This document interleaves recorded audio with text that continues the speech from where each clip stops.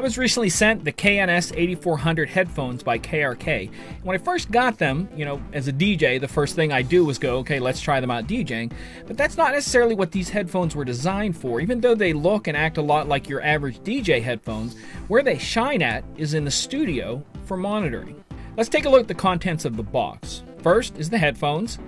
There's a 2.5 meter straight cable that translates to about 8.2 feet, a carry bag, and a cleaning cloth. And when I first saw that, I'm like, why is headphones coming with cleaning cloth?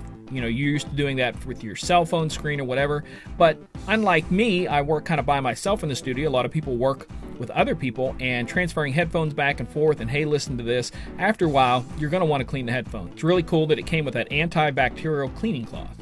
It also came with an optional cord volume control adapter, which is also kind of neat, but after a while it might wear and maybe cause some static, but it is kind of neat that it came with it, and a manual.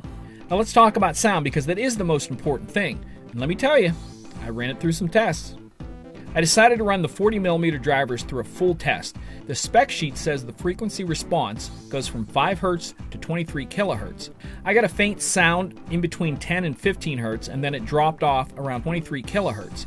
Either way, they were very smooth with no dead spots during the entire sweep. And just for fun specs, also it's calculated at a max SPL of 124 dBL.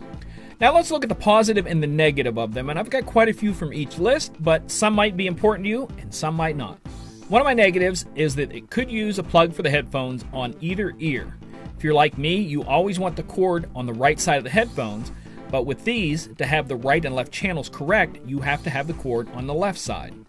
It may not be a deal breaker for most people, but for me, it probably would make me pass them by for studio headphones. Maybe not for DJ headphones, since you do most of the DJing in mono, but for a studio, you definitely want your right and left channel correct. The next thing is the ear cups. They only rotate in one direction, so if you want to reverse the headphones, the rotation doesn't go as far as it should. And the yoke is only full motion on the non-cable side. But again, that's not a big deal for most people. The next is the cable. It's called a locking cable, and once you have it in the top headphones, you give it a twist and it locks the headphones in place. Now that's a great thing if you're moving around and you don't want the cord to pull out, but taking it in and out is a little difficult because the locking system is so tight. But that could be the reason they designed it the way they did. Alright, let's look at some of the positive things about it. If you want to, you can reorder the ear and top band padding, which is kind of cool.